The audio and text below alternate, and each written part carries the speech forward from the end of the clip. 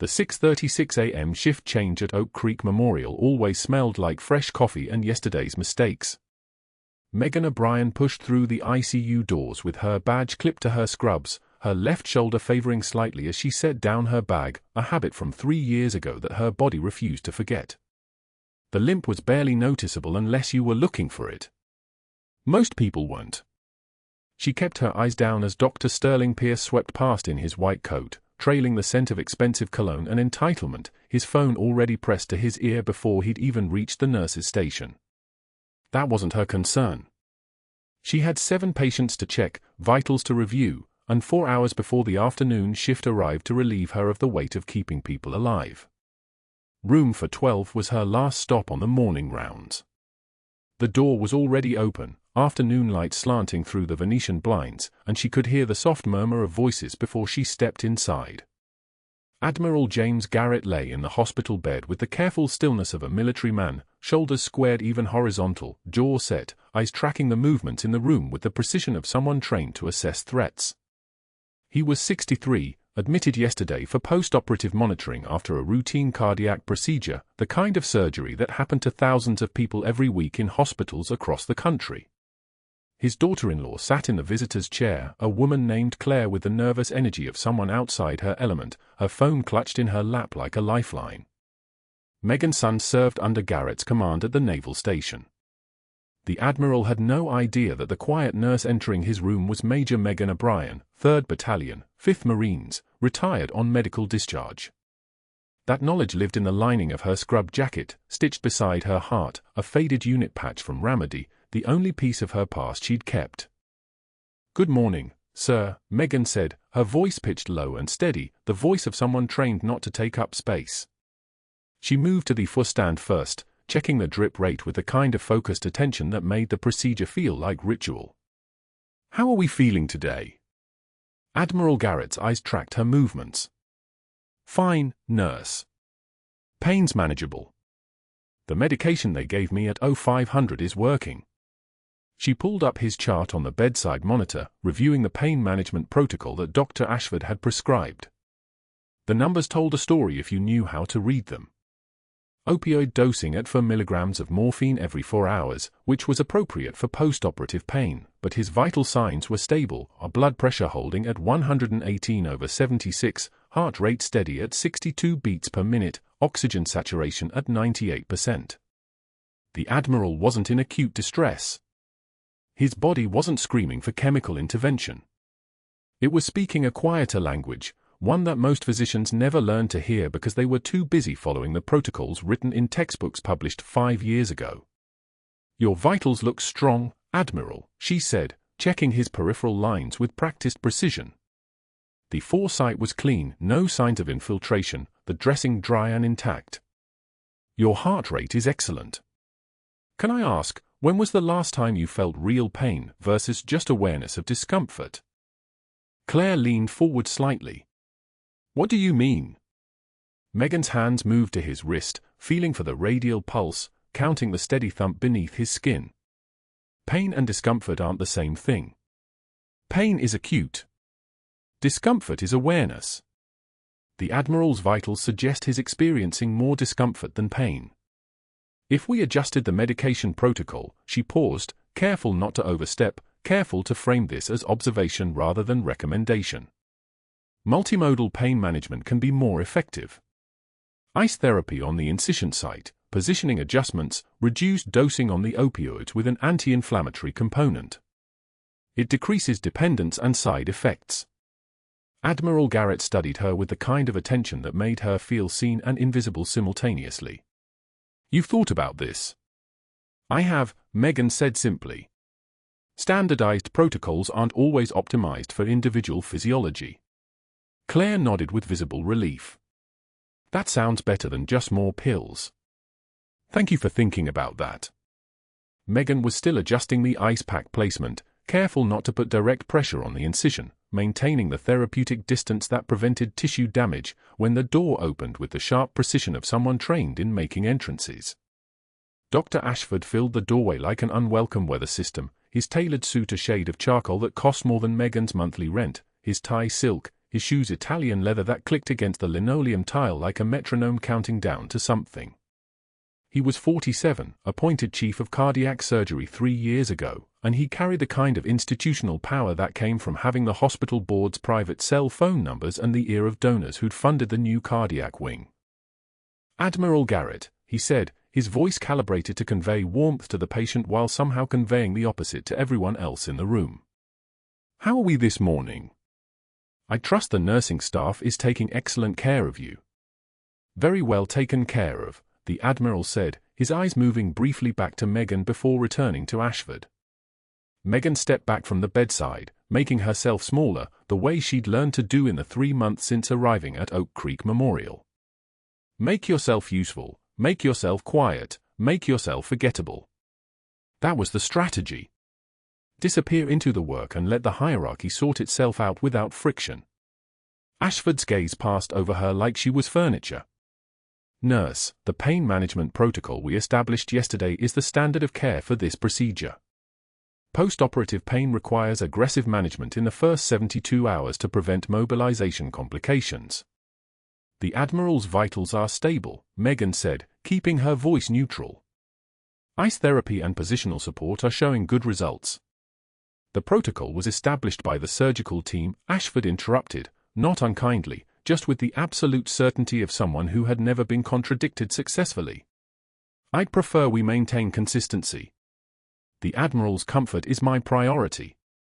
There it was. The hierarchical wall. The reminder that she was a nurse and he was a doctor, and that distinction meant her observations were data points to be acknowledged and dismissed, not insights to be integrated. She nodded once, a gesture that could mean agreement or mere acceptance, and stepped away from the bedside to give Ashford space to conduct his rounds. Claire caught her eye as Megan moved toward the door, a flash of something, gratitude, maybe, or recognition of an invisible conversation that had just taken place. Megan didn't acknowledge it. That would draw attention. That would make her memorable. The hallway outside room for 12 was the same as every hallway in the ICU, fluorescent lights humming their constant mechanical song, the scent of antiseptic and coffee and the faint metal tang that always seemed to linger around hospital air, a smell like coins sitting in water. Megan moved toward the medication station, her limp barely visible today because she'd done the stretches at 5 a.m. like she did every morning, because muscle memory was a discipline that didn't require permission from a doctor with an Italian silk tie. One of the other nurses, Rachel, was charting at the station. She looked up as Megan approached, something shifting in her expression, a quick flash of friendliness that disappeared just as fast, like a fish diving beneath the surface. Rachel had been friendly last week. Something had changed. Megan didn't ask what. She already knew. The rumor mill at Oak Creek Memorial operated at the efficiency of a Navy communication network. Within hours of Ashford's dismissal of her suggestion, the narrative would have traveled through the break room, the medication station, the supply closets, and into the consciousness of every nurse on the floor. She was the new hire who didn't understand hierarchy. She was the one who'd overstepped with a patient. She was the one who needed to learn her place. Megan pulled up the electronic chart for her remaining patients, her fingers moving across the keyboard with the automatic precision of someone who'd spent 6 months learning this system. Mrs. Chen in 414 needed her blood pressure checked at 0800. Mr. Rodriguez in 416 was post-op day 3 and finally ready for solid food. Tom Webb in for 18 had been admitted with sepsis and was responding well to antibiotics, his fever down 0.3 degrees since yesterday. These were her people now. These were the lives that required her attention, her skill, her quiet competence. She didn't notice that she was being watched. She didn't see Ashford emerge from room for 12 and pause in the hallway, his eyes tracking her movements at the medication station with the peculiar focus of a man beginning to understand that something about the quiet nurse didn't fit the narrative he'd constructed. She didn't hear him make a mental note to review her credentials more carefully, to understand exactly what kind of nursing background had taught her to suggest interventions outside her scope. But she would feel the consequences of his attention soon enough. The morning rounds felt like a theatre production staged entirely for Dr. Ashford's benefit. Admiral Garrett lay propped in his hospital bed, the morning light catching the silver at his temples, his daughter-in-law standing beside him with the careful posture of someone navigating unfamiliar terrain. Megan checked the four-line, clear fluid running steady, no blockage, her movements practiced and invisible the way she'd perfected them over 3 years of civilian work. That invisibility was intentional. That invisibility kept her safe. Then Ashford arrived. He came through the door with the confidence of someone who'd never questioned whether he belonged in any room, his white coat pristine as fresh snow, his stethoscope draped across his shoulders like a badge of rank. He positioned himself at the foot of the Admiral's bed with deliberate precision, turning slightly to ensure the family could see him, could witness his authority. Megan stepped back, removing herself from the center of the scene, but she stayed close enough to monitor the Admiral's monitor. The machines told truths that doctors sometimes preferred to ignore. "Admiral, your post-operative pain management is progressing beautifully within established protocols," Ashford began, gesturing toward the bag with theatrical precision. His voice carried the kind of warmth that only worked when you had something to protect, something to lose. "We're maintaining excellent opioid coverage while your body heals naturally." "My pain level is actually quite manageable," Admiral Garrett said carefully, a man used to diplomatic speech. "Better than I expected." Megan's jaw tightened. She'd seen the Admiral's vitals during her last assessment: blood pressure elevated, respiration shallow, the subtle signs of pain medication masking deeper discomfort rather than addressing it. A multimodal approach would reduce his opioid load by 30%, maybe 40%. It would mean less nausea, better sleep, faster recovery. She'd mentioned it once, just once, in a voice so soft it was almost apologetic. The suggestion had been technically sound. The suggestion had been correct. The suggestion had also been a mistake. Pain management in post-operative cardiac patients requires specific medical training, Ashford continued, his eyes sliding toward Megan with the precision of a targeting laser. Nurse O'Brien here suggested alternative approaches this morning, fascinating in their way, but they question protocols she lacks the education to understand. The daughter-in-law shifted her weight, uncomfortable, but she didn't speak. Everyone in Houston's surgical community knew what Ashford controlled. Referrals. Board positions. The kind of institutional gravity that made physicians smile wider when he walked past and schedule meetings when he called. Megan had seen it operate before, in other institutions, other cities, the way power moved through systems not because it was deserved but because no one had the leverage to resist it. Perhaps Nightingale here should focus on what nursing school taught her, Ashford said, his tone suggesting nursing school had taught very little at all, and leave medicine to physicians. The words landed soft as a surgical scalpel, precise and designed to cut only where he wanted them to cut. Megan felt them anyway, felt them in the scar tissue in her shoulder where a shrapnel fragment still sat too close to bone for removal, where military surgeons had declared it safer to leave embedded than to dig. A single tear escaped her left eye, unexpected and unwelcome. She wiped it away with the back of her hand without breaking eye contact with Ashford, her hand steady, her breathing measured. "I've seen what happens when people stop questioning orders, Doctor," she said quietly. The words hung in the air like something heavier than sound. The Admiral's eyes widened fractionally, something flickering across his expression, recognition trying to surface through post-operative medication, a question forming that his morphine-hazed mind couldn't quite articulate. The daughter-in-law's discomfort transformed into something else entirely, a sudden tension in her shoulders, as if she'd just realized she was standing very close to something she didn't understand. Ashford smiled. He shouldn't have. The smile was the smile of someone who'd already won, who'd already silenced what needed silencing, who believed power moved in only one direction and that direction was his. "Exactly," he said, and left. The Admiral's monitor beeped its steady rhythm, oblivious to the hierarchies being established in blood and silence. Megan finished her assessment with the same mechanical precision she applied to every task, checking lines, reviewing medications, her hands moving through their choreography while her shoulder throbbed with phantom pain from an explosion 3 years and a lifetime ago. She didn't see Admiral Garrett watching her, didn't see the muscle in his jaw tightening as some buried instinct tried to surface through the pharmaceutical haze.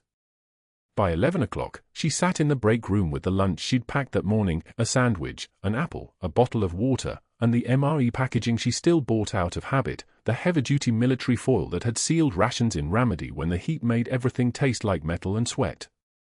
She was halfway through the sandwich when the conversations died. Not gradually, not naturally, but as if someone had cut the audio. Sarah from oncology grabbed her bag mid-word, muttering about rounds she'd suddenly remembered. Marcus from pediatrics jerked upright like he'd been shocked, swearing softly about a phone call he needed to make. Within 30 seconds, Megan counted them without meaning to, the break room had emptied. Chairs scraped backward. Someone's phone fell from a locker and clattered on tile. The microwave beeped into silence and nobody came to collect the warming dish inside. The refrigerator hummed its mechanical complaint, the fluorescent lights buzzed their irritating frequency, and Megan sat alone at the table with her sandwich and her water and her thoughts that moved like clockwork, precise and painful. She didn't need anyone to explain what had happened. Ashford had orchestrated this the way he orchestrated everything, not through direct order but through invisible pressure, the kind of social weight that made people choose isolation not because they wanted to but because they understood the cost of staying. The isolation itself was an instrument. The isolation itself was the point. By 3 in the afternoon, she was passing the main unit board in the hallway when she saw it. The paper was pristine, printed on hospital letterhead, pinned at exactly eye level where patients and families and staff could all witness its message simultaneously. The font was professional. The language was clinical. Written reprimand, Nurse M. The Brian, failure to respect physician authority. Her hands didn't shake when she read it, though her left shoulder throbbed with the ghost of shrapnel, with the memory of a field hospital in Ramadi where a surgeon had told her the fragment was too dangerous to remove and she'd accepted that the way soldiers accept impossible choices. She stood there for perhaps 10 seconds, reading the words, understanding their implications, that this wasn't a reprimand, it was an announcement, a declaration of territory, a public statement that she had violated something sacred and would be corrected. The hallway moved around her, patients rolling past on stretchers, families walking with the careful steps of people navigating grief, staff members who suddenly became very interested in their phones or the documents they were carrying. She turned away from the board. She had 3 more hours until her shift ended. She had work to do. That work continued through the afternoon with the kind of focus that comes from having nothing else to hold on to, from understanding that professionalism was all that separated her from catastrophe. She checked medications. She monitored vitals. She moved through the hospital like a ghost that performed its duties with precision and asked for nothing in return. The other nurses gave her a wide berth, their eyes sliding away when she approached, their conversation stopping mid-sentence. The hierarchy had been established. The message had been delivered. Everyone understood exactly where they stood. By 9 o'clock that night, she was thinking about leaving. Not quitting, exactly, she couldn't afford to quit, and the job itself was good, the work was good, the helping was good. But leaving her shift, going home, sitting in her apartment with the walls around her and the door locked and the knowledge that tomorrow she would have to return and do this all again. She'd survived worse. She'd definitely survived worse. But survival and endurance were different things, and something in her was growing tired of the distinction. But that wasn't the worst part. The worst part arrived at 11:24 p.m. on the night shift with only a skeleton crew present across 2 units and Admiral Garrett's monitor beginning to scream. Segment 3 of 5. The monitors started their conversation at 11:13 p.m. Not alarms yet, just the soft electronic murmur of the night shift, when the hospital exhaled and the skeleton crew stretched thin across 2 units like nerves pulled taut across a wound. Megan moved through the post-op rounds with mechanical efficiency, her sneakers barely whispering against the tile. Room for 10. Room for 11. Room for 12, where Admiral Garrett slept under the blue glow of the cardiac monitor, his chest rising and falling with the measured rhythm of a man at peace. She checked his full line. Adjusted his blanket. Noted the time in her head, 11:52 p.m. Everything was normal. Everything was quiet. At 12:04 a.m., the monitor began to scream. Not metaphorically. Not the soft chirp of a dropped oxygen number. This was the sound of a system in collapse, a rapid, insistent wail that turned the fluorescent lights into accusers and made the walls feel closer. Megan's head snapped up from the medication cart 3 rooms down. She was moving before conscious thought could catch up, her body already crossing the threshold into room for 12 while her mind was still asking questions. Admiral Garrett's eyes were open but unseeing, his face the color of wet concrete, his breathing shallow and rapid like a small animal caught in a cage. His oxygen saturation climbed down the monitor, 94. 91, 87. The numbers were falling, each one a step down a staircase that ended in a room with no doors. "I need respiratory," Megan said to the empty hallway, her voice level as a surgeon's blade. The on-call resident appeared in the doorway, Dr. Chen, fresh out of med school, still carrying the confused expression of someone who hadn't yet learned that medicine was equal parts science and triage. "His oxygen is dropping. Fast." The Admiral's lungs weren't accepting air anymore. She could hear it in the silence of his breathing, the absence of the sound that should have been there. His right side wasn't moving. She had 7 seconds to understand the problem before his saturation hit 80 and his brain started calculating whether it wanted to stay conscious.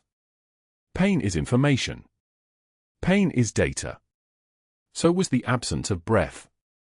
So was the panic flickering across his face like a light switch someone was flipping on and off. Tension pneumothorax. The diagnosis arrived fully formed, shaped by muscle memory she hadn't used in 7 years. His right lung had collapsed. Air was trapped in the space between lung and chest wall, pressing down like a hand on his heart, squeezing the life out of him 1 millimeter at a time.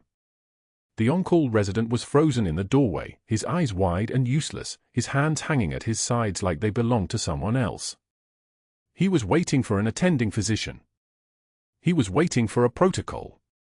He was waiting for someone to tell him what to do. Megan didn't wait. She turned to her lunch bag, sitting innocuously on the counter, a small insulated container holding the MRE she'd brought from home, the same meals ready to eat from her days in Ramadi, the habit she'd never broken, and tore it open with hands that knew exactly what they were doing. The packaging was sturdy synthetic material, designed to survive a rucksack and a firefight. She grabbed trauma shears from the crash cart and cut a square approximately 6 inches by 6 inches, then folded it into a rectangle. The sterile field was the patient's chest. The problem was physics. The solution was urgency. "Get me an 18-gauge needle. Now," she said to the resident, not a question, not a request. An order delivered in the tone of someone who'd given orders before and expected them to be followed. He moved. Fear was the best motivator. The Admiral's saturation was at 81 now, his heart rate climbing like a climber running out of oxygen. The second intercostal space, mid-clavicular line, she'd done this in the back of a Humvee with nothing but a field dressing and a prayer. She could do it in a climate-controlled hospital room. The needle went in perpendicular to his chest wall, sliding past the rib cage and into the trapped air. The hiss of air escaping was the sound of rescue, a small, sharp exhale as the pressure released and his lung could remember how to expand. She placed the MRE packaging over the needle hole, securing it with a piece of medical tape on 3 sides, leaving the 4th side free. A one-way valve. Air could escape. Air couldn't get back in. On the monitor, the numbers began to climb, 82. 85, 88. His breathing became audible again, not the frantic gasping of someone drowning, but something closer to normal. Closer to alive. The tension in his shoulders released first. Then his hands unclenched from the bed rail. The Admiral's eyes moved toward her face, and for a moment, just a moment, something flickered across his expression. Recognition. Memory. The question that wasn't a question but would be all the same. Dr. Ashford arrived at 12:27 a.m. with his hair perfect. This was the fact that struck Megan first, not his silence as he entered the room, not the way his eyes swept across the monitor readout and then settled on the improvised chest seal, but the fact that his hair was perfect. He'd come from home. He'd had time to shower, to style, to arrange himself into the image of a physician in control. He was wearing scrubs that cost more than most people's monthly rent, the kind with the embroidered logo of a cosmetic surgery clinic, which meant he wasn't even supposed to be here tonight. He'd come anyway. The on-call resident started to speak. His right lung collapsed. The nurse performed an emergency needle decompression and... "I can see what she did," Ashford said, his voice like a tank idling in a garage, quiet, powerful, threatening. He stepped closer to Admiral Garrett's chest and examined the MRE packaging with the clinical detachment of someone examining evidence at a crime scene. His gloved fingers didn't touch it, just hovered above it, and Megan could see him cataloguing every detail, the improvised material, the three-sided tape job, the textbook placement of the needle. He was a smart man. The smartest person in most rooms. Which meant he understood exactly what he was looking at. He was looking at a trained field medic. "Interesting technique, Nurse O'Brien," he said, still not turning to face her. "Very creative. Where did you learn to improvise field medicine?" "YouTube?" She didn't answer. Composure was a choice. Dignified silence was a superpower he didn't have the capacity to understand. The Admiral was breathing normally now. His saturation was 94 and holding. The crisis had passed. But Ashford had arrived, and the real pressure was just beginning. He pulled out his phone. No hesitation. No doubt. Just the movement of a man reaching for a weapon he'd used before and would use again. He stepped out of the room, his voice carrying down the hallway, professional, measured, the tone of a consultant reporting findings to a superior. Megan heard the words liability, unauthorized procedure, practicing beyond scope, each one another layer of pressure, another inch of ground lost. The first call was to Bernard Chen, the board chairman, and Megan knew without hearing the conversation that Ashford was calling in a favor. She'd heard the story in the break room once, how Ashford had guided Chen's mother's cardiac case away from another surgeon, then orchestrated a dramatic rescue that made him the hero. Blood obligation. The kind that never got repaid in full. The second call was to HR, and this one she heard fragments of through the open doorway, practicing medicine without a license, unauthorized procedures, patient safety risk, I have documentation. The words were stacked like bricks, each one building a wall between her and the job that had kept her alive for 3 years, the job that was the only thing between her and the nightmares that waited in the dark.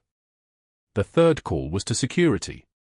By 6:48 a.m., when she'd finished the overnight report in the break room, speaking only to state facts, avoiding the eyes of nurses who suddenly had urgent reasons to be in other units, a suspension notice was waiting for her at the main desk.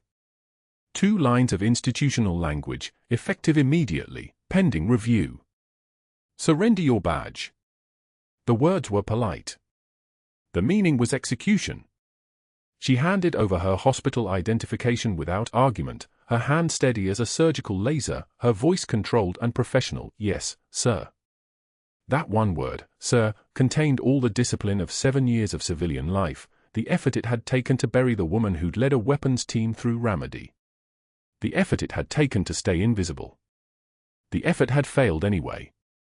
As she walked past room for 12 toward the elevator, Admiral Garrett's eyes were open. Watching. She could see him through the glass, sedated but awake, the way post-op patients existed in that liminal space between consciousness and dreams. His lips moved. She'd seen enough hospital patients to read lips.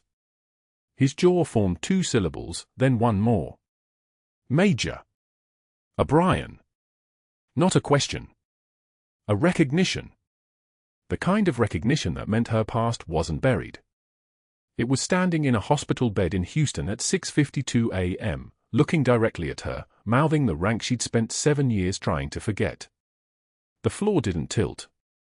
Her vision didn't blur. Her hands didn't shake. But something in her chest did something that resembled breaking, a small structural failure in the wall she'd built between then and now. She didn't break stride. She kept walking toward the elevator. But that was the moment everything changed. That was the moment her invisible life became visible. That was the moment the quiet nurse stopped being quiet and started being Major O'Brien again, whether she wanted to or not. The fluorescent lights of the ICU seemed to hum with electric anticipation as Admiral Garrett's eyes opened. They moved first, tracking the ceiling tiles, the monitors, the 4 lines threading into his wrist. Then they found her. Megan stood at the far edge of his bay, checking the ventilator settings with the deliberate focus of someone who was determined not to be noticed. But the Admiral's gaze locked onto her face like a targeting system achieving lock. His lips moved. Whispered. "Major O'Brien." The oxygen monitor above his bed beeped twice. 2 small, ordinary sounds in a room full of machines that suddenly felt very, very full of silence. Megan's hands froze on the ventilator dial. For 3 years, 1,095 days, she had worn a mask of civilian competence. She had learned to say yes, doctor, with a voice that came from her throat instead of her diaphragm. She had trained her body to move with the careful invisibility of someone trying to disappear into tile and fluorescent light. The nightmares had softened from nightly visitations to weekly visitors. The tremor in her hands that came from holding combat tourniquets had faded to occasional involuntary clenching when she opened jars. She had rebuilt herself into someone who belonged in a civilian hospital, someone whose past was safely buried, someone whose son could have a mother who didn't scream in her sleep. That reconstruction collapsed in one whispered rank. She turned toward him slowly, her movements deliberately controlled, the way a sniper moves through water, present but purposeful, nothing wasted. His eyes were clearer now, the sedation wearing off in layers, his military bearing asserting itself despite the post-operative weakness pulling at him like gravity. Recognition moved across his face like a shock wave. Not the recognition of gratitude. The recognition of something buried surfacing. "Admiral," she said quietly. 6 inches above a whisper. The kind of voice she used to use on operations when radio silence wasn't absolute but close to it. "Your medical corps," he said. Not a question. She didn't answer. The monitors filled the space between them with their mechanical language, oxygen saturation holding at 97%, heart rate strong at 76 beats per minute, blood pressure normalized. Vital signs that said she'd done her job perfectly. Vital signs that meant nothing now because her job had just become infinitely more complicated. "How long?" he asked. His voice was still raw from the endotracheal tube, but the authority remained, tempered by medication but not diminished. 3 years, Megan said. Civilian practice. She didn't tell him what he was about to figure out on his own, that she'd transferred to Oak Creek Memorial in Houston specifically because his battalion was stationed here. Because her son, Lieutenant Commander Michael O'Brien, served under his command in the 3rd Marine Division. Because she couldn't be a Marine anymore, but she could be close to the man who was responsible for her son's safety, and she could convince herself that proximity was the same as protection. That being 3 floors away from the ICU when something went wrong would somehow matter.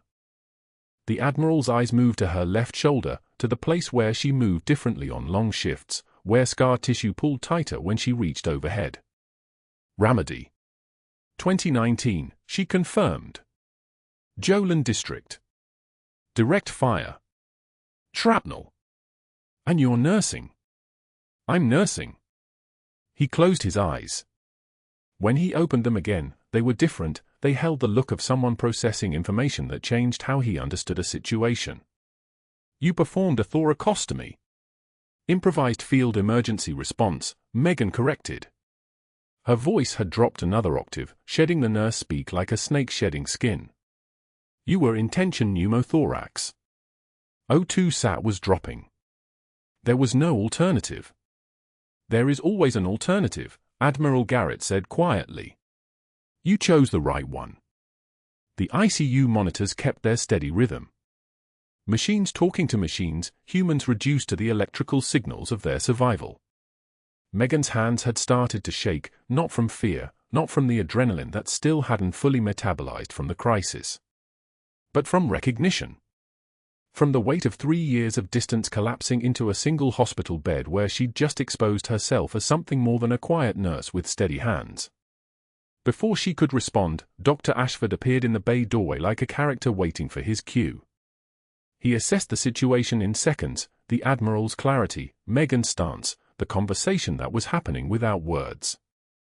His expression shifted from curiosity to calculation.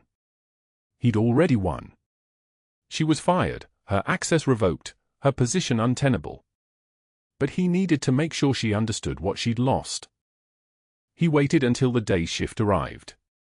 Waited until the charge nurse was at the desk. Then he made his first call, his voice carrying with the practiced authority of someone used to being obeyed, one to the board chairman, explaining that a staff member had performed an unauthorized surgical procedure that had exposed the hospital to massive liability. "We need to discuss contingencies," he said, and the way he said it made clear that contingencies meant lawyers and insurance adjusters and very expensive conversations in very expensive offices.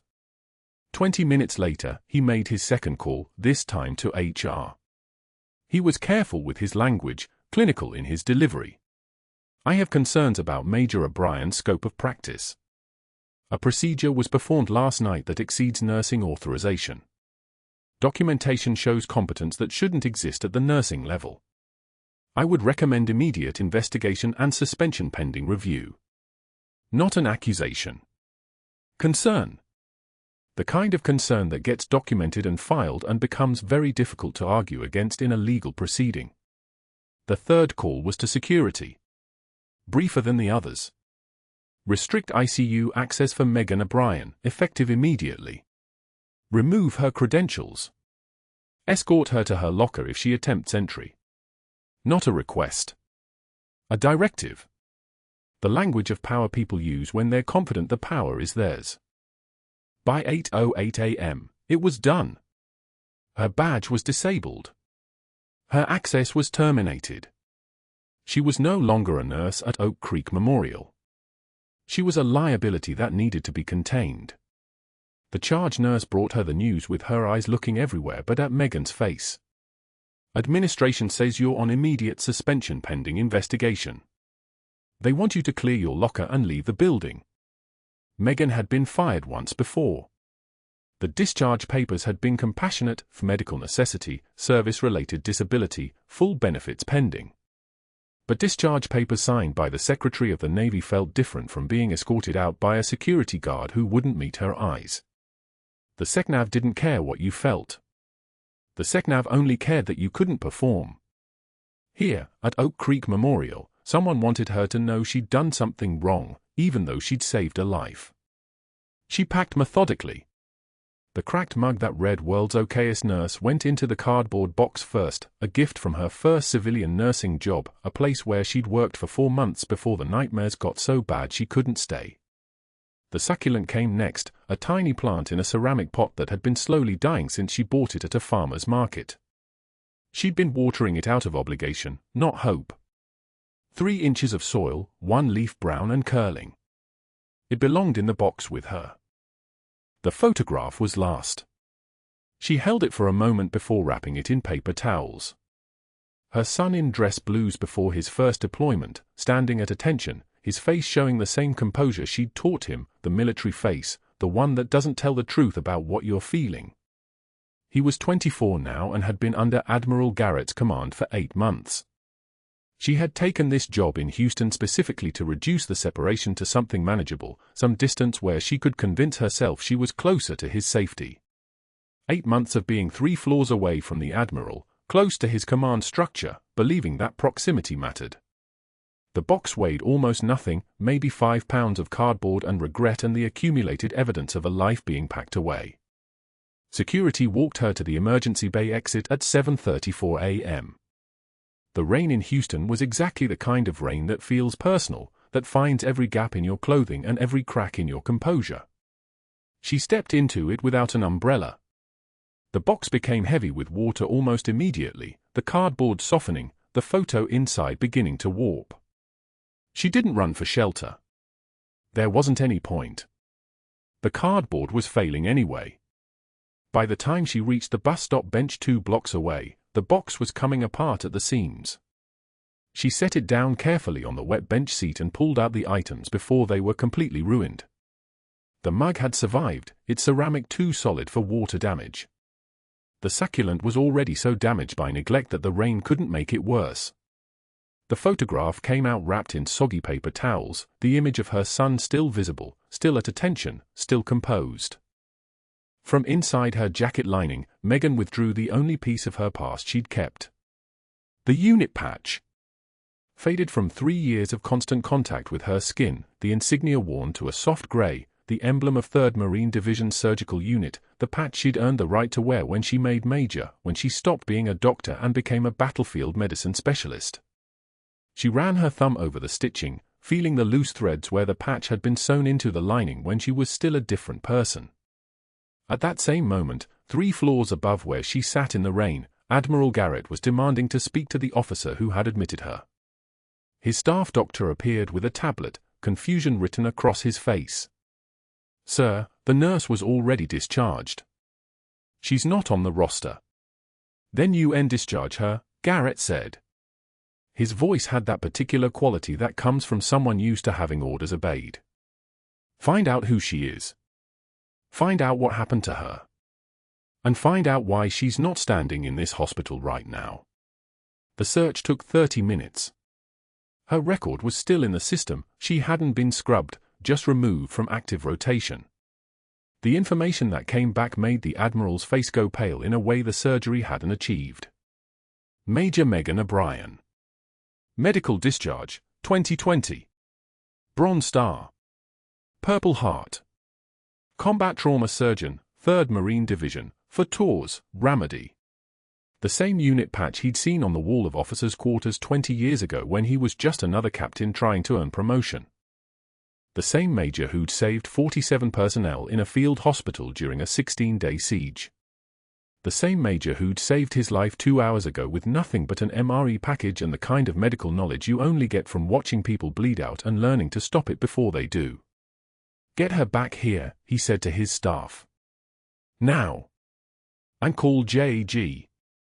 We need lawyers. This is about to get very, very complicated." By noon, the rain had stopped. Megan's cardboard box was dissolving on the bus stop bench. Her phone had buzzed 12 minutes earlier with a call from an unknown number. She hadn't answered.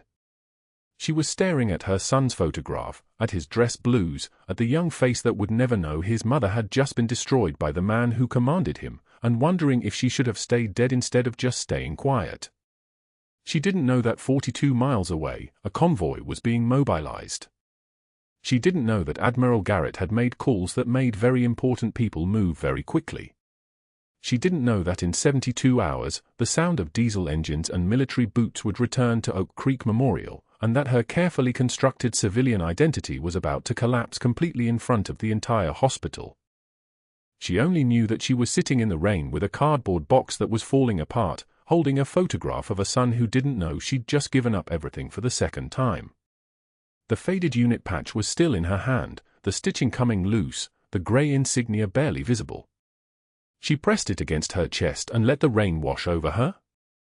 3 years of rebuilding herself into someone who could exist in a hospital without carrying rank. 3 years of becoming invisible. All of it ending because she couldn't watch someone die when she knew how to save them. The diesel engines hit first. A low rumble that made every nurse at the station look up simultaneously, that particular vibration only military vehicles carry, the kind that rattles windows and turns heads.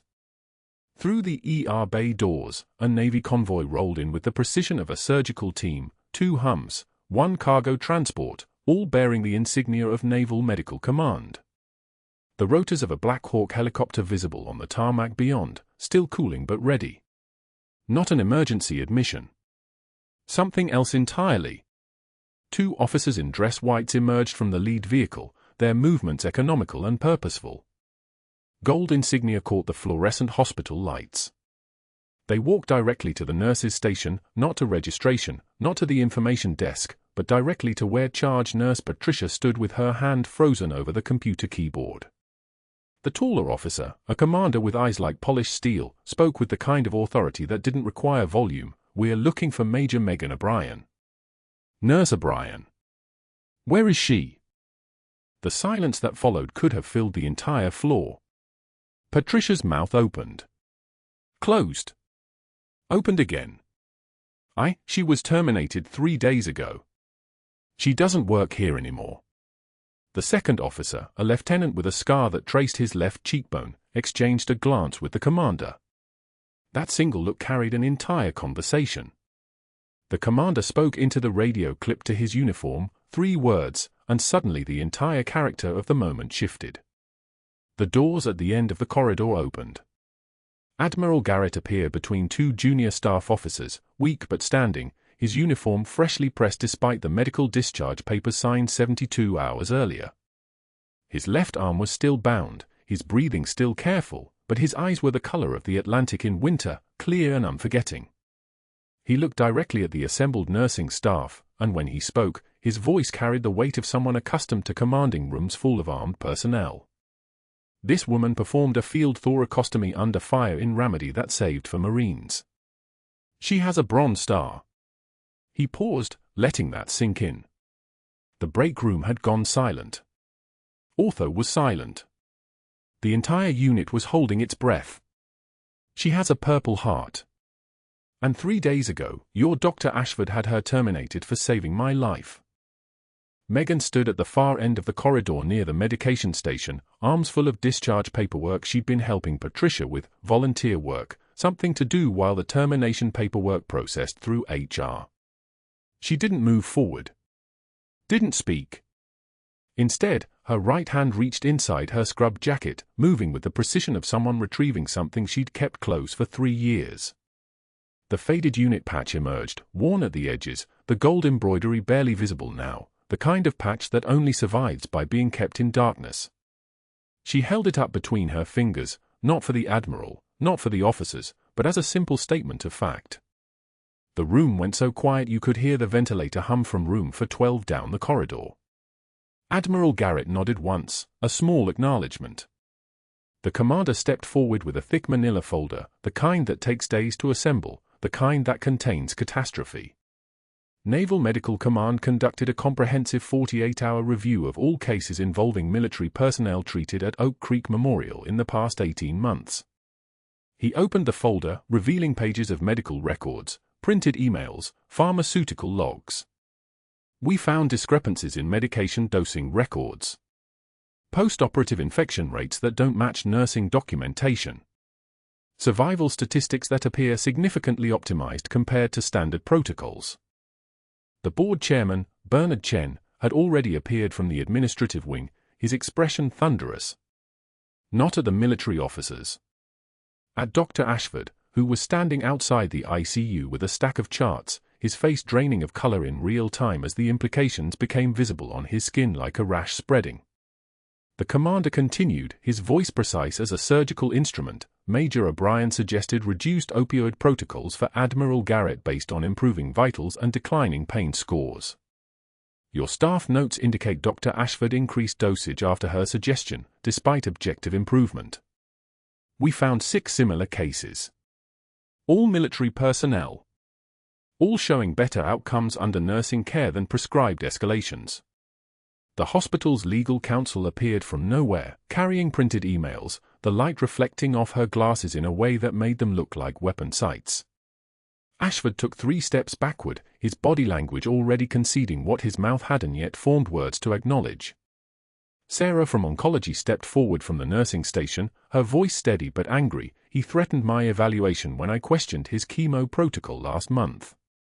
2 other nurses nodded. Marcus from PEDS, he wrote me up for documenting a medication error he made. A 3rd nurse, he said if I reported the wrong dosage on the cardiac floor, my license would be questioned. The commander looked at Bernard Chen. We also found communications between Dr. Ashford and 3 board members discussing elimination of nursing input on physician treatment plans. Dated 2 weeks before Nurse O'Brien's first reprimand. He held up another document. The room temperature seemed to drop 10 degrees. Chen's face went white. Then red. Then settled into a kind of cold professional fury that everyone in the room understood meant someone's career was about to end in the parking lot. Your hospital privileges are suspended immediately, Chen said to Ashford, his words clipped short like he was spitting bullets. Effective now. For fraud.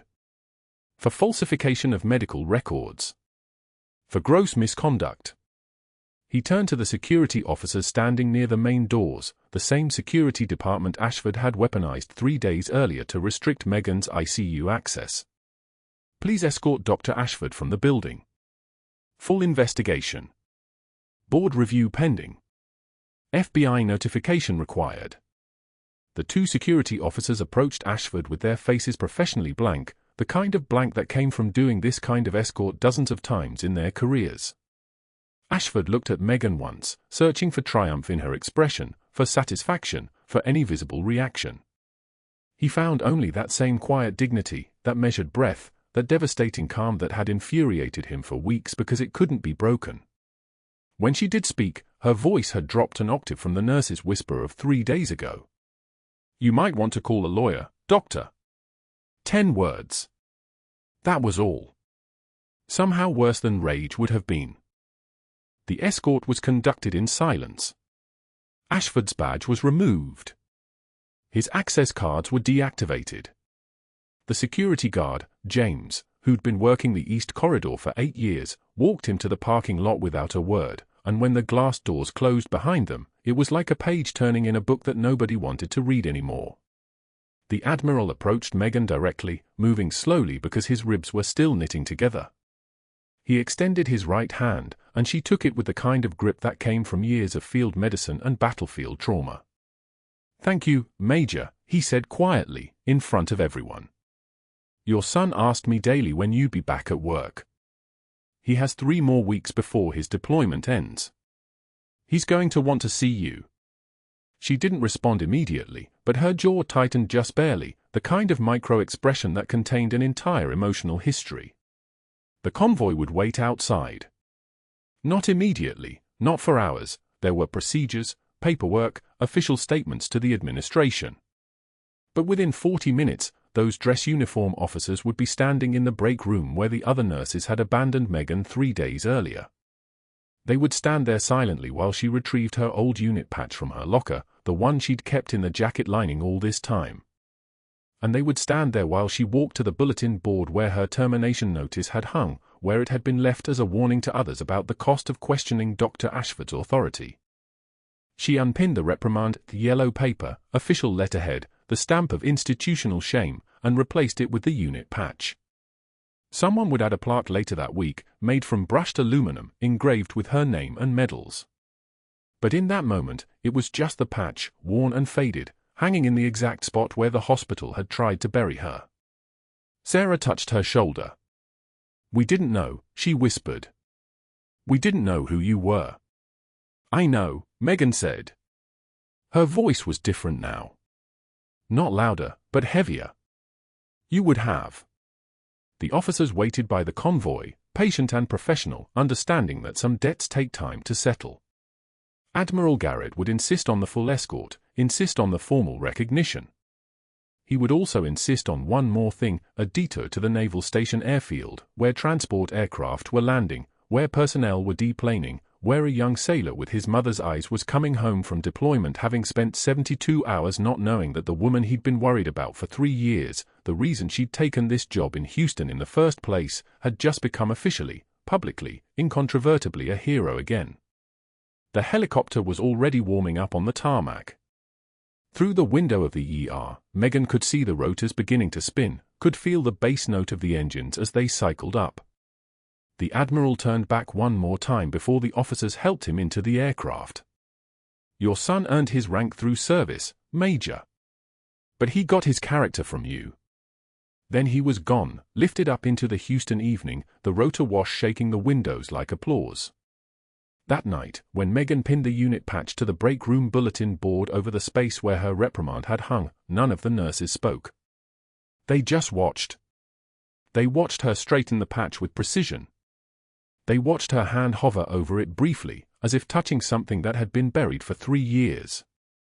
And they watched her walk out of the break room with her head up, her shoulders back, her stride no longer deferential but commanding. The convoy waited outside to drive her to the naval station where her son was returning from deployment. Heroes walk among us. Sometimes in scrub saving lives in the dark. Sometimes carrying rank so quietly that only the military notices. And sometimes, finally, the whole world gets to see. If this story resonated with you, if you've ever been underestimated by someone who didn't know your true value, please like this video and subscribe to the Code Whisperers channel. Leave a comment below, what would you have done in Megan's position? And share this with someone who's ever been the quiet hero nobody noticed. Thank you for watching.